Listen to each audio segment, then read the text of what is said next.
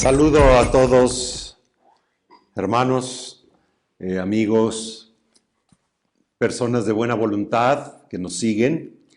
Yo soy el Padre Camín y los acompaño en una jornada más de ejercicios espirituales para esta Cuaresma. Ciertamente en la última jornada, en la sexta jornada de estos ejercicios espirituales. Esta sexta jornada está de alguna manera, de alguna forma, enmarcada ya en lo que se llama la Semana Santa. Por eso quiero ubicar un poco este aspecto. Hemos dicho en primer lugar que la Cuaresma como tal está dividida en 4 etapas que ya hemos ido viviendo. Los días introductorios, llamados de ceniza, el primero y el segundo domingo de Cuaresma, por lo tanto, semana primera y segunda de Cuaresma, centrado en la persona de Jesucristo. Y el tercero, cuarto y quinto, que tiene temas específicamente que ya hemos reflexionado y orado, centrados también en los signos de Cristo en relación a su muerte y resurrección. Jesucristo, el nuevo templo, Jesucristo levantado en la cruz como una nueva serpiente en el desierto, Jesucristo, el grano de trigo que cae en la tierra para producir mucho fruto. Esa es la tercera etapa. Y entramos a la cuarta etapa, en la que empieza la Semana Santa, que además tiene una característica, esta Semana Santa cristiana, que no son 7 días como acostumbramos a entender la semana, porque es una semana simbólica. Y lo simbólico, la Iglesia siempre ha tenido estas expresiones muy ricas, muy interesantes. Va a ser una semana de 8 días, porque además entra aquí el elemento simbólico que poco a poco vamos a ir entendiendo y descubriendo en este aspecto.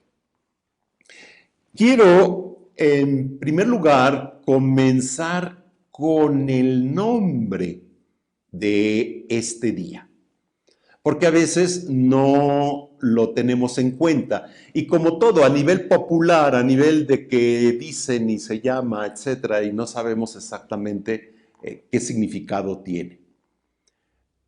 Se llama oficialmente, y como lo presenta el misal romano, el Domingo de Ramos de la Pasión del Señor.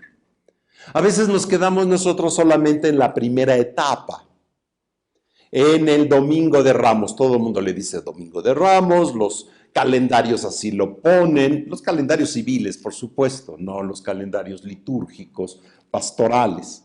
El misal romano y los misalines que se usan para los fieles como elemento de divulgación utilizan este aspecto.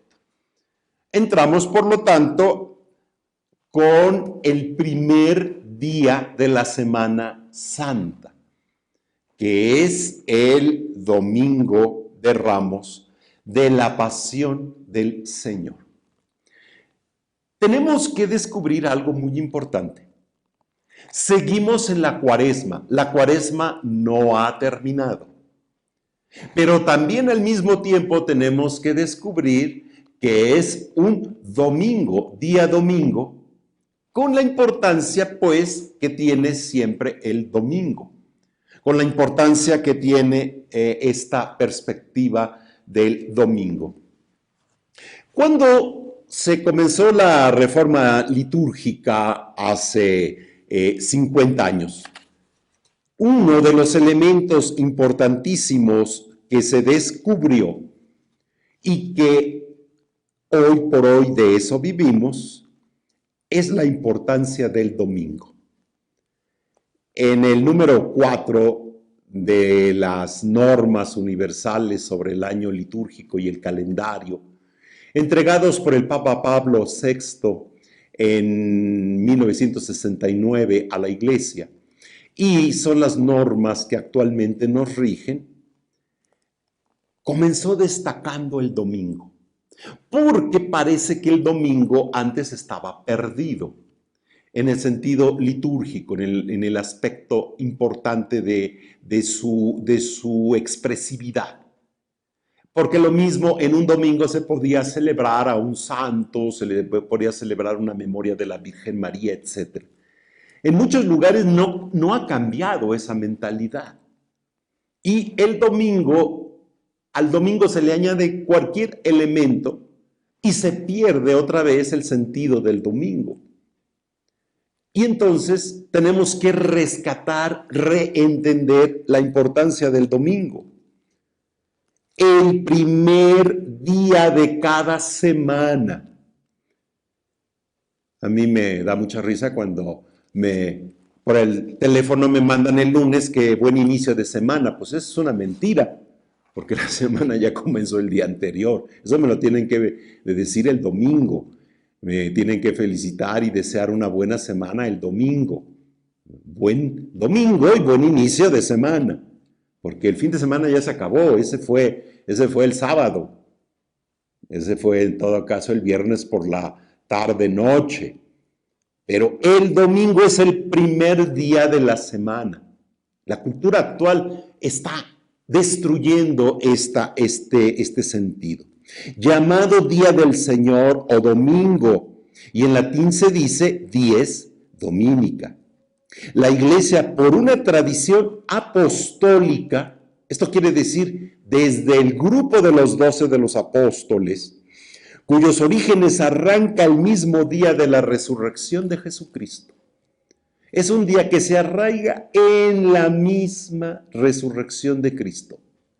Por eso los evangelistas insisten, el primer día de la semana. Los 4 evangelistas hablan de esto, en este aspecto. El día de la resurrección de Jesucristo, ¿qué se hace? Se celebra el misterio pascual. Por ello, por esta razón, es importante considerar el domingo como el día festivo primordial. Esa es la base. San Juan Pablo II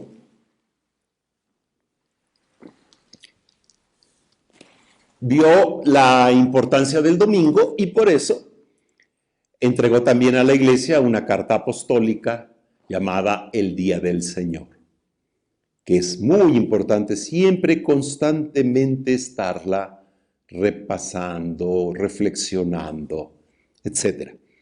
Allí están los grandes contenidos del domingo.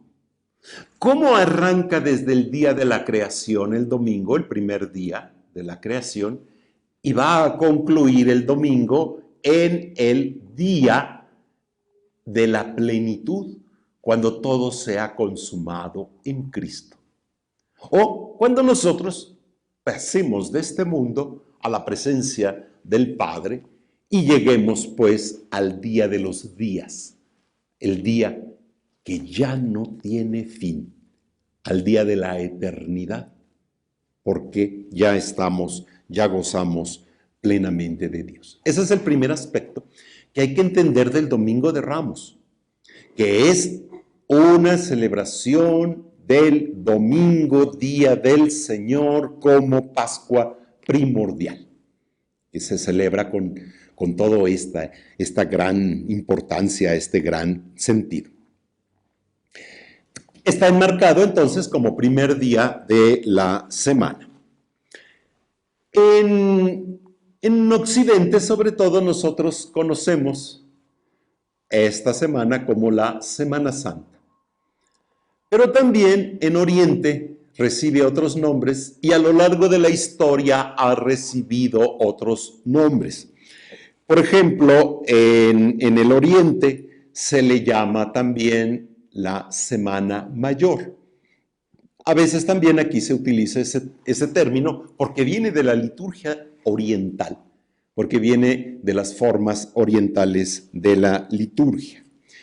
Se le llama también la semana auténtica y se le ha llamado a lo largo del tiempo la semana auténtica, o sea, la semana tipo, la semana prototipo, se dijera ahora también, la especial, la característica, la semana grande también en este sentido.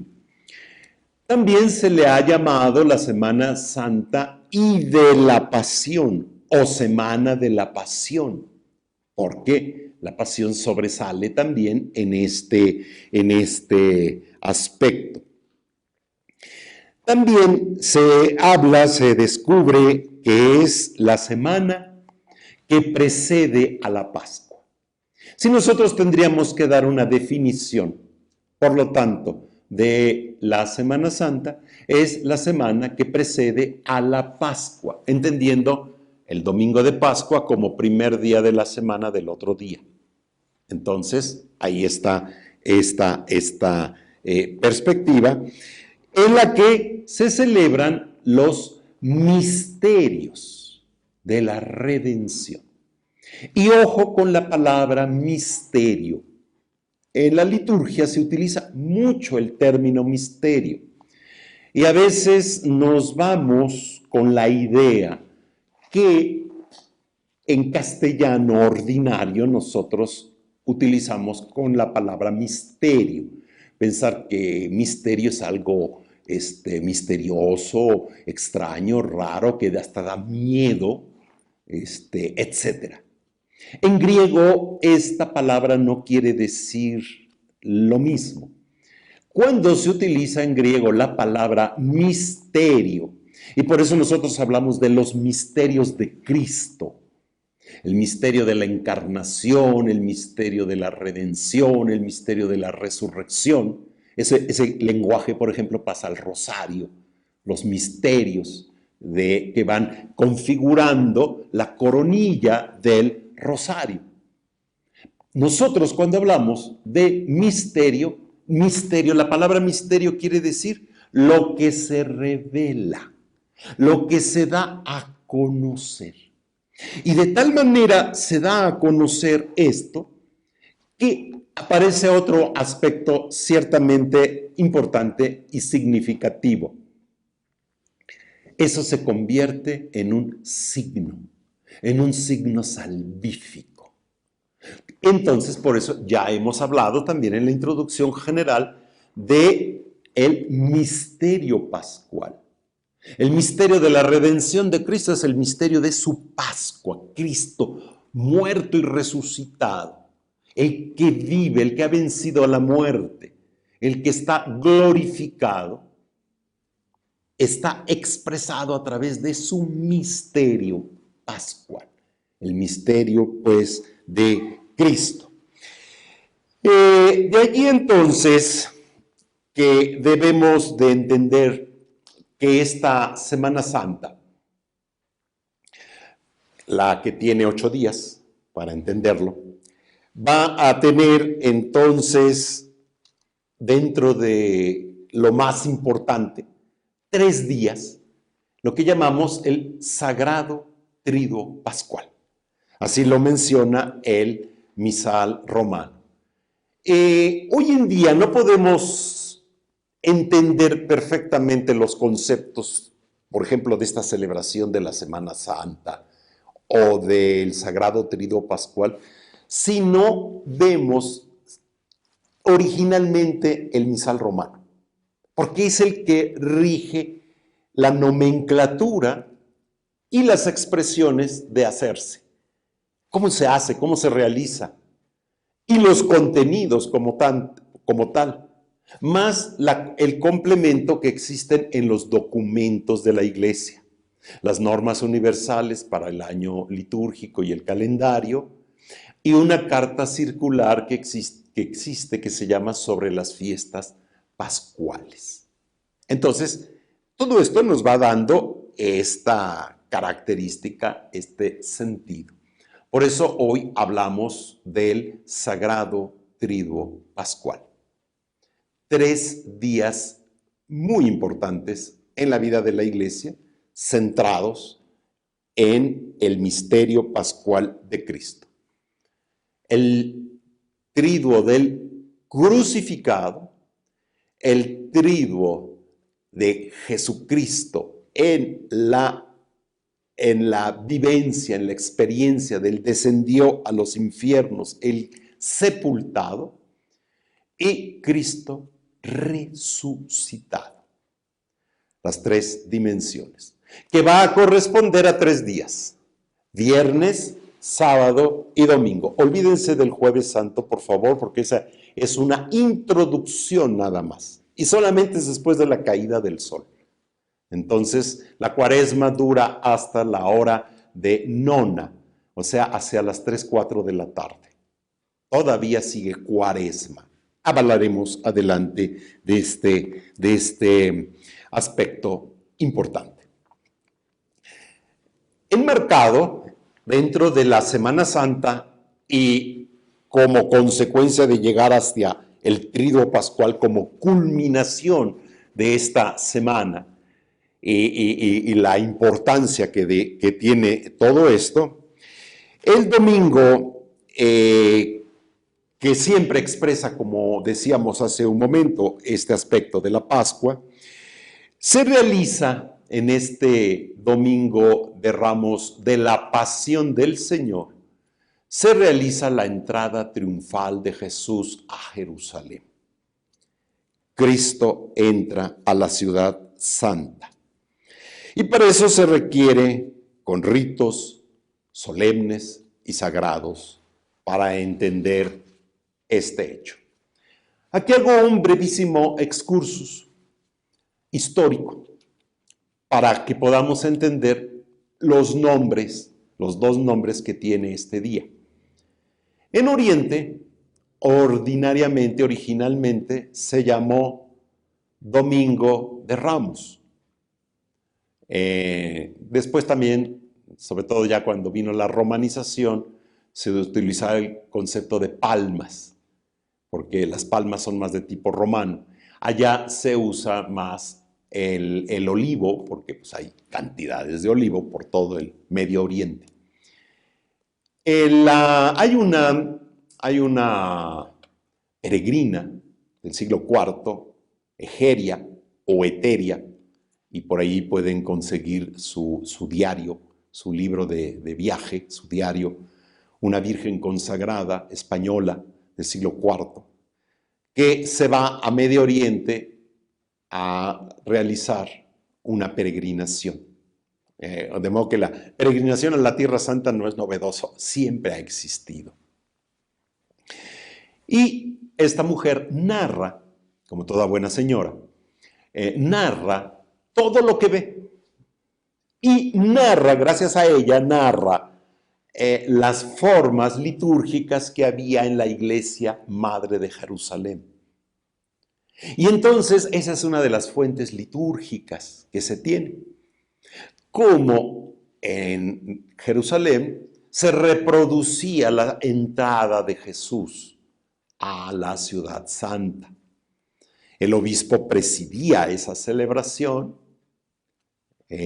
recordando a Jesús, porque además en esta entrada siempre el obispo, el presbítero o el diácono va a representar a la persona de Cristo Jesús.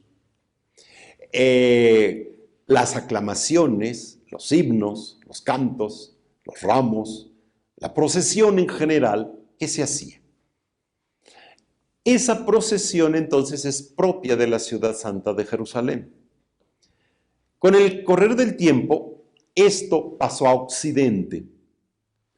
Llega, como esta mujer era española, llega sobre todo a la liturgia ibérica, a la península ibérica, y se empieza a hacer cada día más popular. De allí pasa a las Galias, toda el área de las Galias se va reproduciendo, y finalmente llega también a Roma, a la liturgia romana, que la incorpora. Pero por su parte, ¿qué había hecho esto duró un proceso de siglos. ¿Qué había hecho Roma? ¿Cómo se celebraba este día en Roma? De allí el segundo nombre, Domingo de la Pasión del Señor. En la liturgia romana se centraba más en el rito de la proclamación de la pasión del Señor. La historia de la pasión, por eso se llama de la pasión del Señor. Y entonces se leía la historia de la pasión. Con el correr del tiempo, los dos ritos se fusionaron en uno solo y es lo que actualmente conocemos. En su Misalín, allí pueden ver perfectamente, entonces, la fusión de los ritos. Por un lado, son dos unidades. Una es la procesión y otra es la celebración de la Eucaristía, la misa, donde se va a proclamar la pasión del Señor. Entonces, este es el aspecto ciertamente histórico. Y por eso va teniendo este contexto.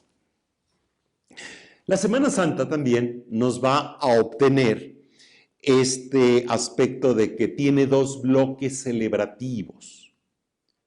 Por un lado, cronológicamente siguiendo, es el Domingo de Ramos de la Pasión del Señor, primer bloque y primer día importante. Lunes, martes, miércoles y jueves santo inclusive. Así será. El lunes, el martes y el miércoles, la liturgia de la celebración de la Eucaristía es muy interesante. Son textos en torno ya a los últimos días de Jesús. El jueves santo, por la mañana, solamente existe una celebración eucarística, que es la misa crismal. La misa que preside el obispo con su presbiterio y algunos fieles, en la que, su nombre lo dice, se consagra el crisma. Porque hoy en la iglesia nada más hay dos consagraciones. La consagración del aceite, del crisma, y la consagración de las vírgenes, mujeres vírgenes que reciben esta consagración. Lo demás se dedica. Ya no hay consagración ni de campanas, ni de iglesias, ni de altares, ni de nada de eso. Solamente es la consagración de vírgenes y del aceite. Esas consagraciones populares que se hablan serían más que nada una oración. Son una oración, no es en el sentido estricto una consagración. Es un tema también litúrgico interesante para poderlo expresar y manifestar en su sentido. Se bendice el aceite de los catecúmenos y de los enfermos. Esos no se consagran, esos se bendicen nada más. Y se llevan a las comunidades a través de los clérigos que han participado en esta celebración. Y la Cuaresma, se puede decir que está concluyendo con esta celebración de la Eucaristía y también las horas canónicas menores, como es la hora de nona. Con eso se termina, pues, la Cuaresma. Solamente en la diócesis hay, en el Jueves Santo, para conclusión de la Cuaresma, una sola celebración de la Eucaristía. No puede haber más. La del obispo. De ahí la importancia que tiene el obispo en este sentido. La segunda fase de la Semana Santa es entonces la introducción al Triduo Sacro, la introducción al Sagrado Triduo Pascual, que es el Jueves Santo, como lo medimos nosotros culturalmente, con las horas actuales, después de la caída del sol, hasta después de la caída del sol. Comienza entonces la introducción al Triduo Pascual. Ya forma parte del Triduo Pascual, pero hay un elemento introductorio que es algo importantísimo. Y también vamos al nombre oficial. ¿Cómo dice el nombre oficial? Jueves Santo de la Cena del Señor. Jueves Santo de la Cena del Señor. Olvídense de todos esos nombres que a veces más confusión crea, de que la misa de la institución, la misa del lavatorio, la misa de no sé, eso ya no existe, por favor. Todo eso ya ha quedado atrás. Hay un nuevo lenguaje, una nueva evangelización, una nueva liturgia, unos conceptos más claros y más específicos.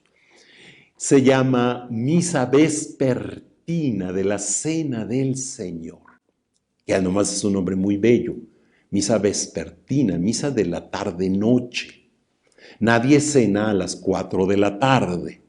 Nadie cena ni siquiera a las 6 de la tarde. No se utiliza en la cultura.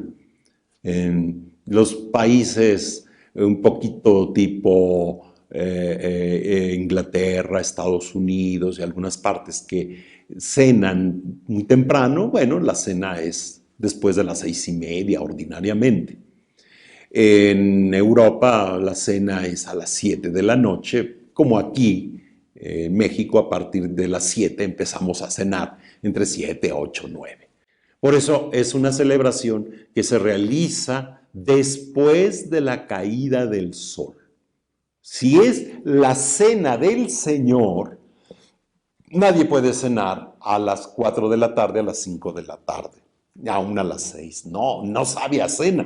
Para que sepa a cena ya tiene que estar oscurito, ya tiene que haber poca luz, porque hasta psicológicamente entra uno en otro ambiente, en otra dinámica. En el cine, en la televisión se ve cuando una cena es así bonita, interesante, hasta es a la luz de las velas, originalmente. No porque no exista la luz eléctrica como un concepto nuevo de la cultura, existe, pero la referencia que ya es la noche, es nocturno, es este tiempo ya de que se acabó el trabajo, de que entramos en otra situación. El verdadero triduo, el primer día del triduo, es entonces el Viernes Santo, el viernes de la muerte del Señor, porque así se llama oficialmente, Viernes Santo de la muerte del Señor. El segundo día es el Sábado Santo de la sepultura del Señor. Olvídense del sábado de gloria, nunca ha existido, es un mal concepto, no tiene nada que ver, absolutamente nada. Y el tercer día es el domingo de la Pascua de la resurrección del Señor. Este es el lenguaje que el misal romano nos entrega para poder entender, para poder descubrir toda esta perspectiva, esta riqueza.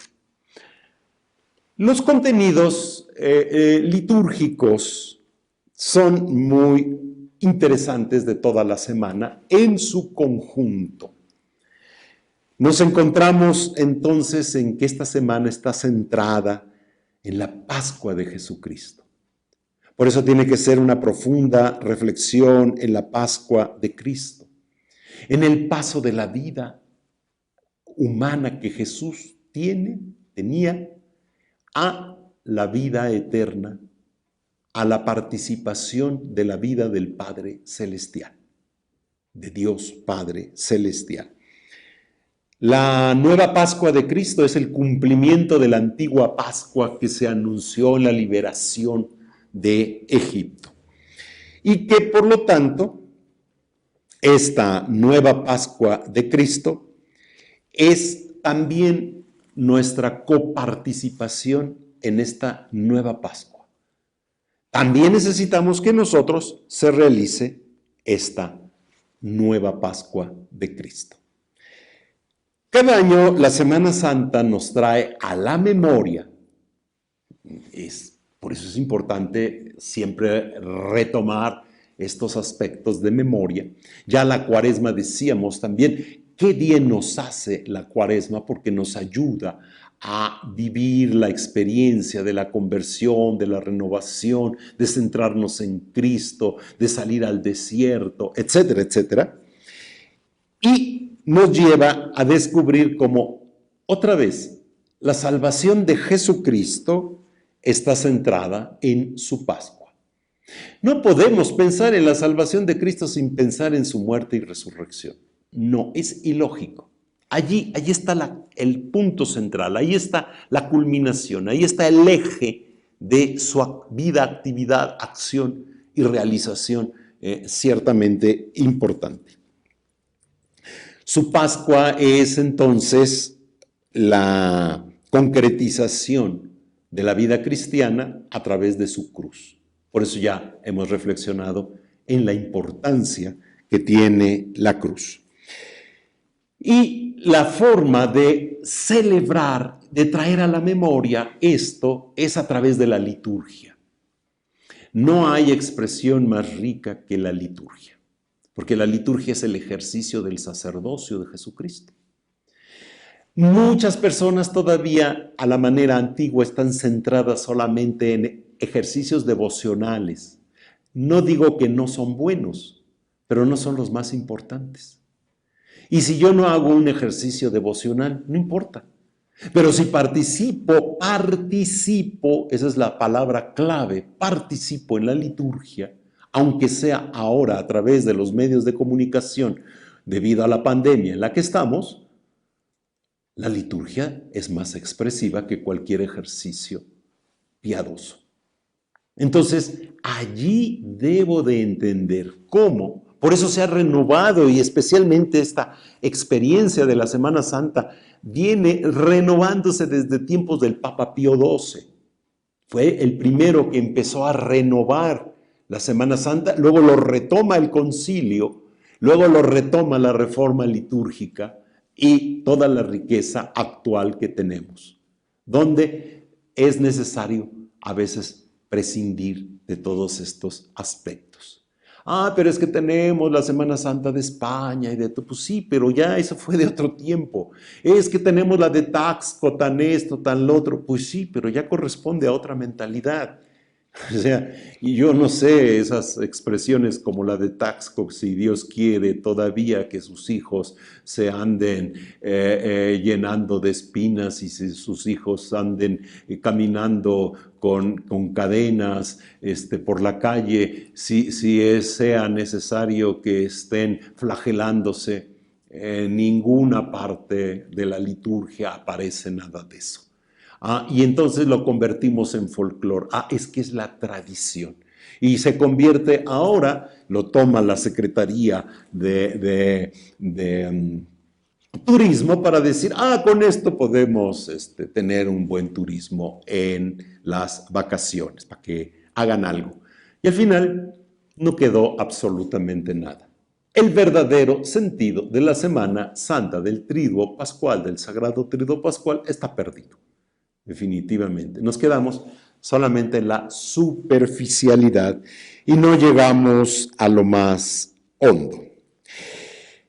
Lo más grande de la fiesta de la Pascua, de la fiesta cristiana, es reconocer que Jesucristo es el Kyrios, Kyrios Dominus, el Señor. Kyrios es en griego, Dominus es en latín, el resucitado, centrados en su cuerpo salvífico.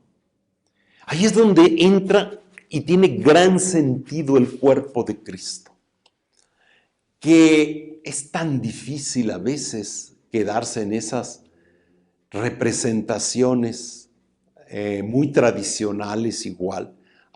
Pues es que Iztapalapa y la tradición y el esto y el otro. Pues sí, sería bueno y además fue para un momento histórico y para una mentalidad. Pero esas representaciones tan dramáticas, tan extrañas, tan verdaderamente son las que revela y manifiesta el Evangelio hoy. Porque nosotros celebramos a la luz ya de Cristo resucitado. O sea, no estamos haciendo una representación histórica, no estamos haciendo teatro, estamos haciendo una anamnesis, se llama en liturgia. O sea, un memorial de la muerte de Cristo. Y ese memorial de la muerte de Cristo se realiza en la Eucaristía.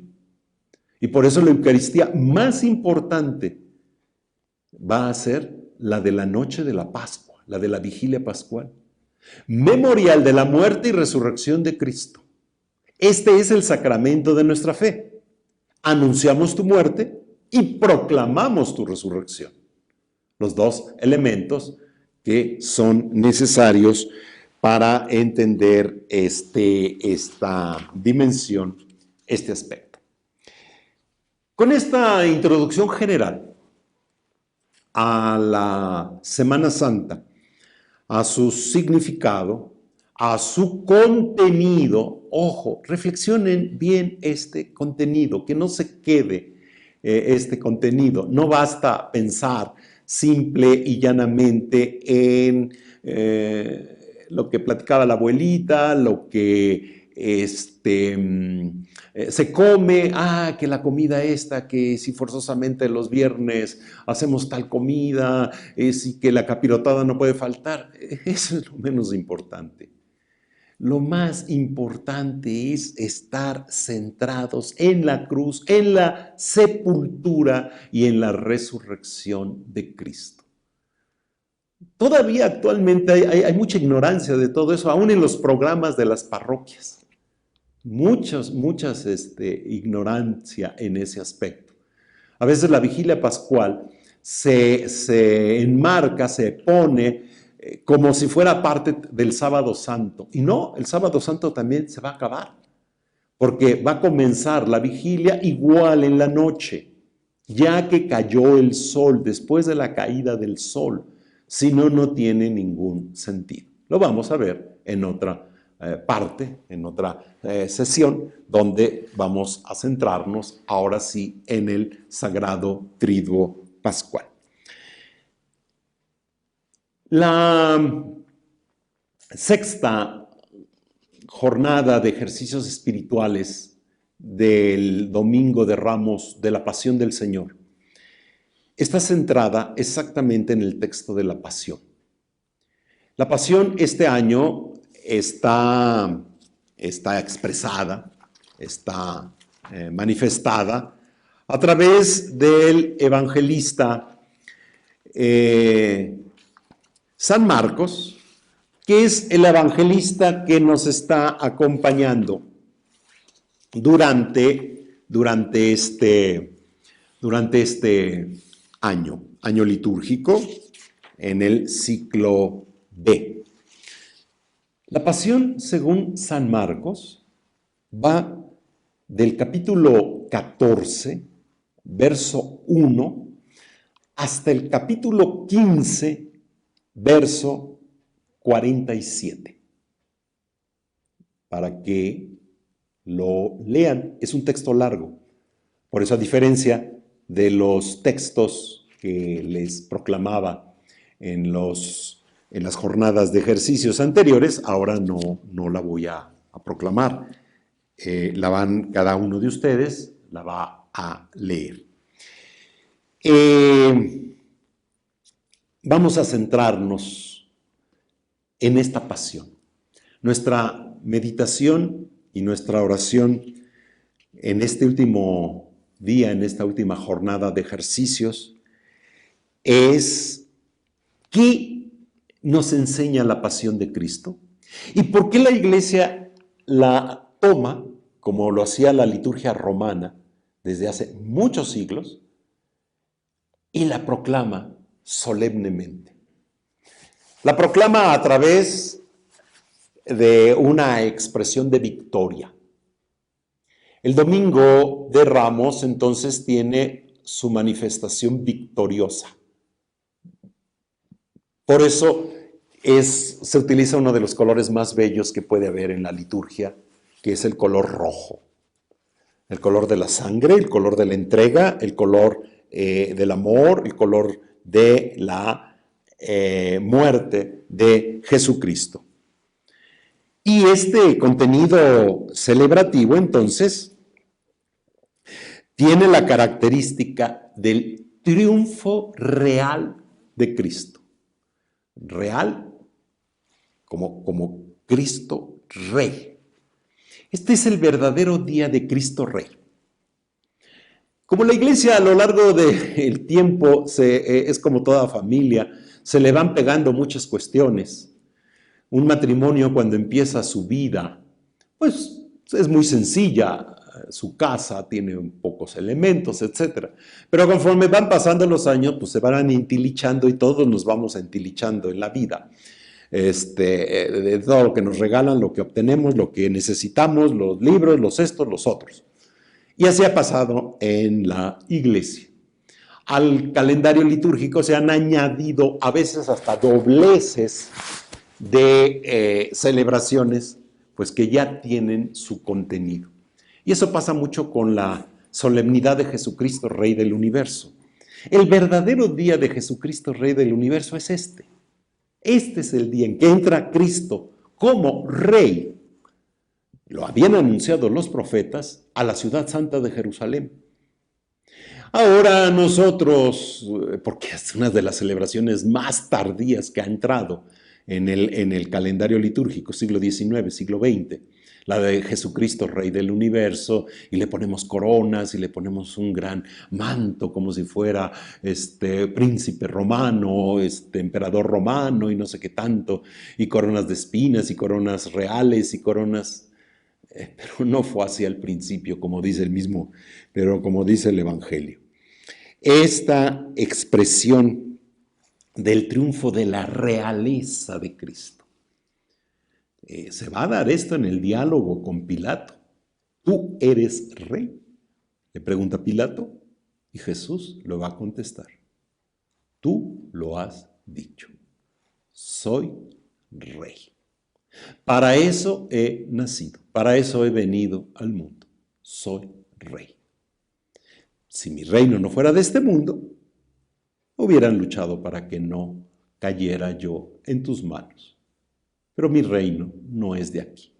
Eso se ha utilizado muchísimo para que toda la cuestión ideológica de que la iglesia no debe de tener bienes, no debe de esto, de lo otro, y que no tiene que ver nada con política, son puras utilizaciones de ese texto. Jesús está hablando de otra dimensión. No vengo a quitarte tu poder temporal expresado con el poder de Roma. A eso se está refiriendo Jesús. O sea, no vengo a una lucha, a una batalla en ese aspecto. Vengo a un reino nuevo que ya había anunciado desde un principio, al reino de los cielos. Y el reino de los cielos sí tiene que ver con lo temporal.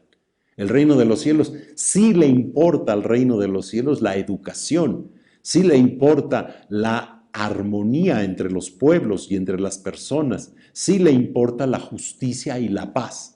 No me vengan a decir políticos que no le interesa el reino de los cielos, a todo eso.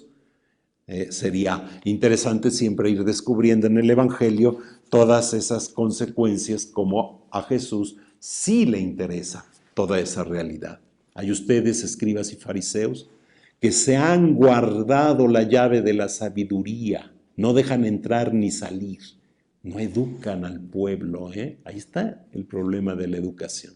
Lo importante es, en la escritura, como dice la misma escritura, escudriñar. ¿Qué quiere decir? No quedarse nada más en lo meramente temporal, en lo meramente circunstancial, sino llegar a la profundidad de todo esto. Esta entrada de Jesús, que se conmemora con la procesión y llega después a la manifestación bella del canto de Hosana, es una revelación muy interesante.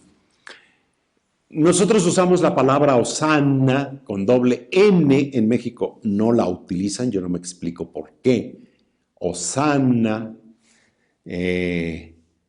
Me acuerdo cuando llegamos a Italia a estudiar y comenzamos a estudiar italiano, los maestros decían, yo no sé por qué, decían los maestros, ¿por qué estos mexicanos no saben usar las dobles letras? Entonces es un problema. La gente en México no sabe decir Aarón. Dicen Aarón, no, no se llama Aarón, se llama Aarón. Y así un montón de dobles letras. ¿Qué quiere decir la palabra Hosana? Hosana en el cielo. Quiere decir salva. Es una especie de aclamación, de grito, ayuda. Quiere decir súplica, te suplico, Señor. Tiene muchas expresiones, como la palabra amén, tiene muchas expresiones. Es un grito que invoca la salvación. Por eso gritaban, Hosana, el Hijo de David. Gracia y bendición que nos trae el Señor. Porque Cristo nos ha traído la salvación, la redención, el don de la nueva vida, definitiva y total. Esto tiene que ver mucho con el cántico que después se realizó del santo para que forma parte de la liturgia eucarística, que es el prefacio, con su introducción, el cuerpo del prefacio y la conclusión del prefacio con el canto del santo, el 3 veces santo, el santísimo, santo, santo, santo. Hosana en el cielo, Hosana in excelsis. ¿Qué quiere decir eso? Quiere decir que el último Hosana, la última ayuda va a venir en el cielo. Por eso caminamos hacia el cielo, vamos hacia el cielo, deseamos llegar hacia el cielo. Es el triunfo de los elegidos. En el Apocalipsis 7, 9, 12, Apocalipsis 7, 9, 12, para que lo lean, dice algo muy bello, que los triunfadores, los vencedores, tienen en sus manos una palma, llevan en su mano una palma. Y por lo tanto, es el domingo de Ramos el día del gran Hosana. Esa expresión muy importante. Esto se complementa, y también sería bueno meditarlo, reflexionarlo, con el Salmo 23 y 46, que nos ayudan a entender la entrada de Jesús en Jerusalén y el enfrentamiento que él hace de la muerte. No va a ser una muerte ignominiosa, va a ser una muerte gloriosa, va a ser una muerte triunfal. Todo el Evangelio de Marcos, especialmente, está escrito en relación a la pasión de Cristo. Este es el núcleo central. ¿Por qué? Los evangelios se escribieron de atrás para adelante. No crea que el evangelista se puso en un principio así a escribir primer paso. No. Porque lo que más había impactado a los apóstoles y a la comunidad cristiana y a los seguidores de Jesús, porque no nomás estaban los 12, estaban otros muchos llamados discípulos. El grupo de los 12 son los apóstoles, pero hay un grupo de discípulos en torno a Jesús. Había sido exactamente su muerte y resurrección. Por eso todo se empieza a narrar a partir de la muerte y resurrección. Y ahí está el núcleo, ahí están los elementos característicos de la manifestación de la buena noticia, de la buena nueva. Este núcleo después va saliendo en líneas que van aclarando la obra de Cristo, a la persona de Cristo, a la tarea de Cristo, la predicación de Cristo. Por eso, el Domingo de Ramos es el domingo del Cristo triunfal. Jesús vive con toda dignidad los acontecimientos de su pasión y muerte. Ya en el domingo quinto de Cuaresma se decía cómo ahora que viene el momento de la glorificación voy a tener miedo, le voy a decir al Padre no, pues exactamente para ese momento he venido. Padre, glorifica. Entonces el Padre lo va a glorificar.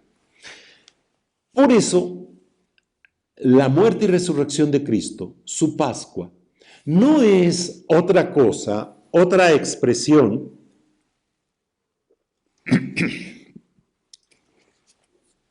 sino una muy importante, que es el cumplimiento de la voluntad del Padre. El Padre Celestial le ha encomendado una tarea al Hijo. El Padre había hecho al ser humano a su imagen y semejanza, pero la situación de querer ser como Dios, en eso consiste el pecado original, serán como Dios, conocedores del bien y del mal, y serán inmortales, lo llevó a la ruptura al ser humano, lo llevó a la enemistad.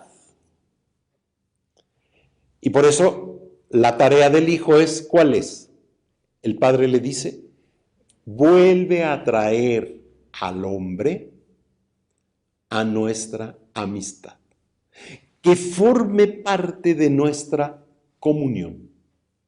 Dios en sí mismo es comunión, por eso es Padre, Hijo y Espíritu Santo. Y el vínculo del Espíritu Santo es el espíritu de la caridad, el espíritu del amor del Padre y del Hijo. Ya en alguna ocasión les hacía referencia a la Trinidad de Rublev, esa manera de los orientales que tienen de representar el misterio de Dios con las miradas, con las actitudes, con los colores, con las expresiones tan interesantes que manifiestan verdaderamente un hecho de comunión entre la vivencia de Dios. De ahí entonces que el Padre, que tuvo desde un principio aún a la caída del hombre, tuvo un plan de redención, de rescate del hombre, le dice al Hijo, ve a traer al hombre a nuestra vida. Y es lo que está cumpliendo como una nueva víctima.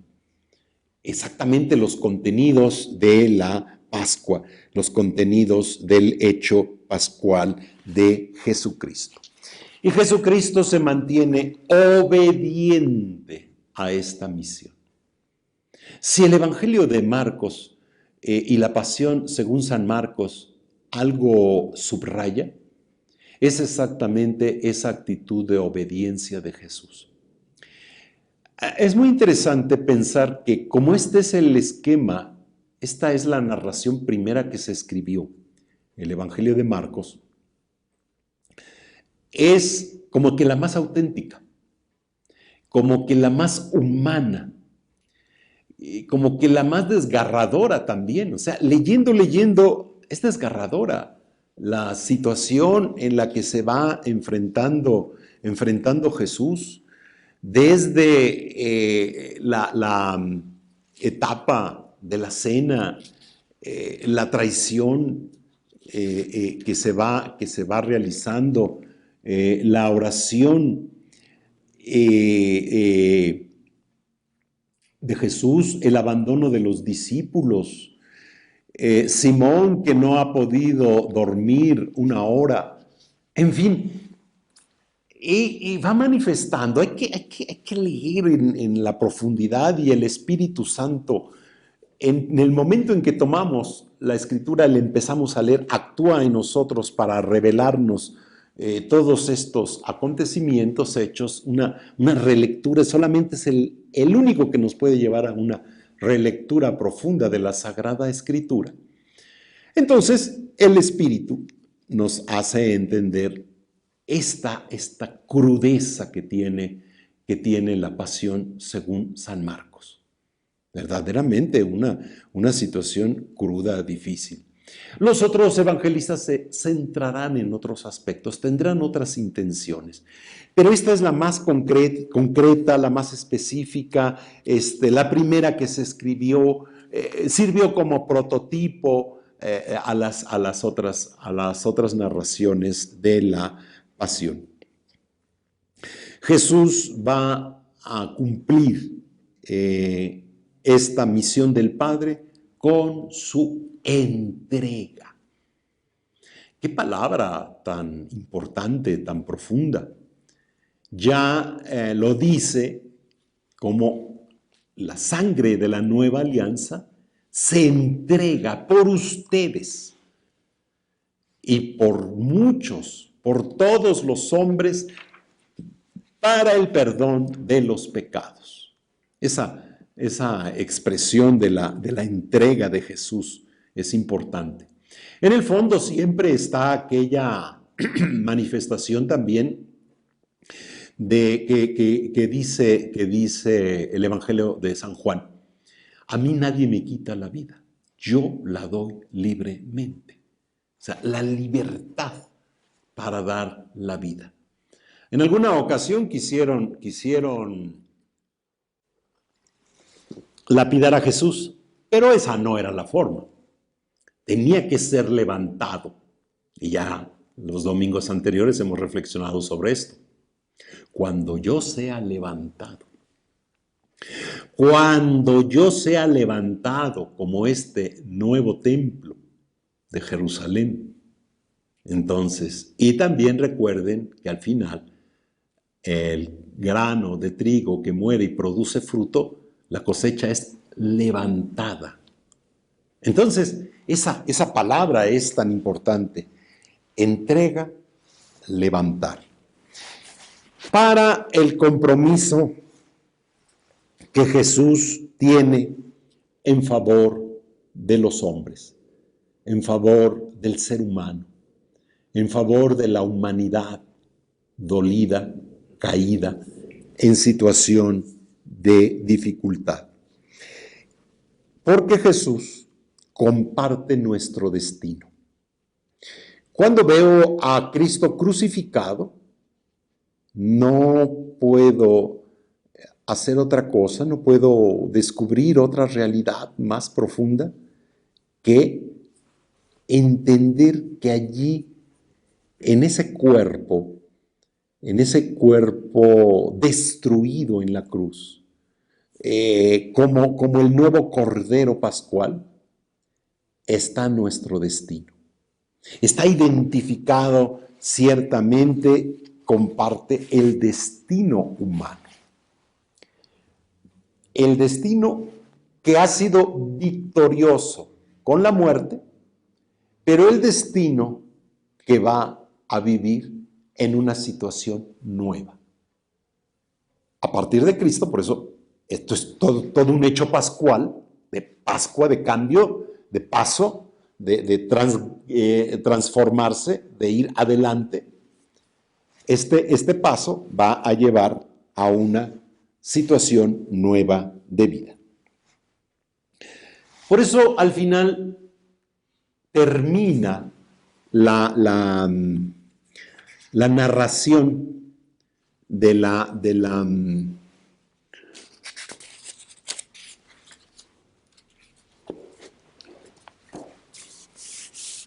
termina la narración de la pasión de Cristo en algo importante. Entonces el velo del templo se rasgó en dos, de arriba a abajo, cuando Jesús expiró. Y el oficial romano que estaba frente a Jesús, al ver cómo había expirado, dijo: de veras, este hombre era Hijo de Dios. Ahí está toda la tesis que el evangelista va manejando. El famoso secreto mesiánico del evangelista que ha comenzado, que ha iniciado, que Jesús siempre les decía después de una curación, de un milagro, después de que expulsaba el demonio de alguien: no se lo digas a nadie. Y todo el mundo parecía lo diferente. Iba y lo divulgaba. Y Jesús entonces va siendo parte de esta situación y al final la incógnita. ¿Quién será este? ¿Qué nueva doctrina? ¿Por qué esta nueva expresión? Esta buena nueva. Y qué curioso que en labios de un oficial romano se reconociera de veras este hombre era hijo de Dios. Porque este evangelio fue escrito en Roma. Ahí lo escribió Marcos. Ahí donde Pedro murió, donde Pedro fue martirizado, donde está hasta el día de hoy la tumba de Pedro. Entonces, la universalidad del evangelio comienza a darse, a reconocer que Jesús, el que parecía desconocido, se convierte plenamente en el conocido. Es Jesús el verdadero Mesías. Reconoce entonces la misión y reconoce que es el enviado del Padre, el Hijo de Dios. Esa es la experiencia que nosotros en esta última jornada, sexta jornada de ejercicios, tenemos que hacer, tenemos que realizar. Comprender, entender la bella riqueza, la bella experiencia de reconocer quién es Jesús y caminar con Jesús a lo largo de esta vivencia, de esta experiencia ciertamente de la Semana Santa. Cuando tomamos unos ramos o una palma o lo que sea en nuestras manos para aclamar a Cristo, no es un objeto así casi para darle poderes y que no nos va a pasar nada y protección y no sé qué cuestiones raras a veces pensamos. No, tomamos un ramo, unas palmas en la mano para aclamar la victoria de Cristo. Que Cristo a través de la muerte va a salir victorioso. Esa es la tarea que tenemos que realizar en esta Semana Santa y acompañarlo durante el Sagrado Tríodo Pascual para que vivamos de manera más profunda esta riqueza, esta realidad. Con esto terminamos nuestras 6 jornadas de ejercicios espirituales de este año, especiales, difíciles y con dificultades que todos tenemos, pero con la certeza de que todo esto nos puede ayudar más en la fe. Les agradezco su atención, su compañía. Sigan adelante y vamos a enfrentarnos, vamos a seguir viviendo una bella experiencia a través del Sagrado Tríodo Pascual.